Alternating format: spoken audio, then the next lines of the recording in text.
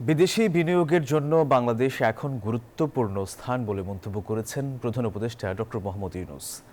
তিনি জানান, দায়িত্ব নেওয়ার পর থেকে বিদেশি বিনিয়োগকে টানতে নানা ধরনের সংস্কার কার্যক্রম হাতে নেওয়া হয়েছে। বিডা আয়োজিত চীন বাংলাদেশে বিনিয়োগ ও বাণিজ্য সম্মেলনে এসব কথা বলেন তিনি।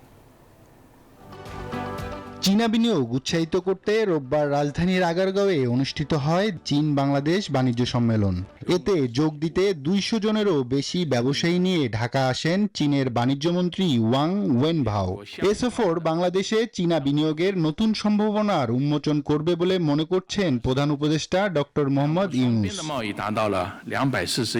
ডক্টর ইউনূস বলেন, বাংলাদেশে পাট শিল্পের পুনরুজ্জীবনের চেষ্টা চলছে।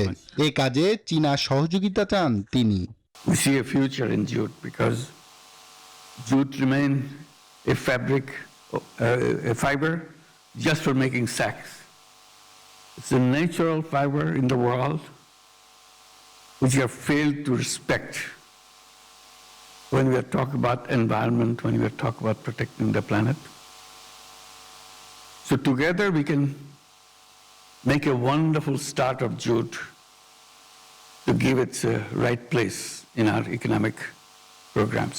অধ্যাপক ইউনূস বলেন, বাংলাদেশে তৈরি পোশাক, কৃষি, ঔষধ থেকে শুরু করে একাধিক ক্ষেত্রে বিনিয়োগের সুযোগ আছে, যেটিকে কাজে লাগাতে পারে চীনা ব্যবসায়ীরা। This year Bangladesh and China marked 50th year of their enduring friendship.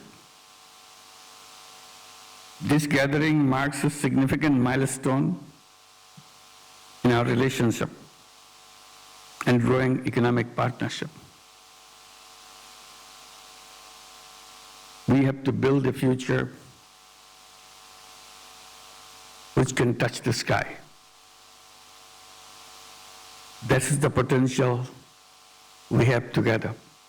প্রধান উপদেষ্টা সম্প্রতি চীন সফরের সময় দেশটির প্রেসিডেন্ট শি জিনপিংকে বাংলাদেশে বিনিয়োগের ব্যাপারে যে অনুরোধ জানিয়েছিলেন তাতে সাড়া দেওয়ায় ধন্যবাদ জানান ডক্টর মোহাম্মদ ইউনূস।